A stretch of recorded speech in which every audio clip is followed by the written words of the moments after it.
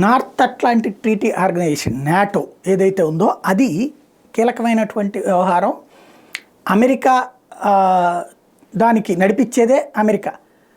వాస్తవంగా ఇప్పుడు హౌతీ తీవ్రవాదుల మీదన ఒక స్పెషల్ టాస్క్ ఫోర్స్ పెడదామని ప్రయత్నించింది అమెరికా. దాంట్లో రెండయ్యి అంటే ఎవడూ రాల. ఈలోపు హౌతీ తీవ్రవాదులు వాణిజ్య నౌకలన్నింటినీ ధ్వంసం చేస్తున్నాడు. దీంతో బ్రిటన్ ఒక్కటి తోడొచ్చింది. ఎందుకంటే బ్రిటన్కి సంబంధించిన వాణిజ్య నౌకల మీద కూడా హౌతీ తీవ్రవాదులు దాడులు చేసేటప్పటికి దాంతో అమెరికా బ్రిటన్ కలిసి యెమెన్లో ఉన్నటువంటి హౌతీల స్థావరాల మీద ఎడతెరిపి లేని దాడులు చేస్తున్నారు.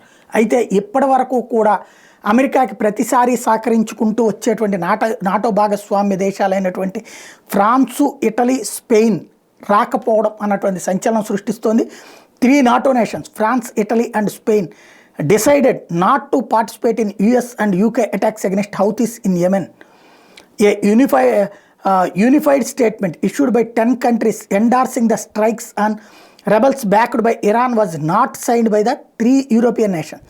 The move highlights tensions within the EU over the US-led troops strategy against the Houthis. ఇది హౌతీలకు వ్యతిరేకంగా 10 దేశాలు అమెరికా చేస్తున్న కార్యకలాపాన్ని సమర్థిస్తుంటే, అమెరికా చేస్తున్న దాడులను సమర్థిస్తుంటే 3 దేశాలు మాత్రం మేము అందులో పార్టిసిపేట్ చేయటే దాన్ని సమర్థించబోమని చెప్పి ఆ 3 ఇటలీ, స్పెయిన్, ఫ్రాన్స్ కావడం అన్నటువంటిది సంచలనం.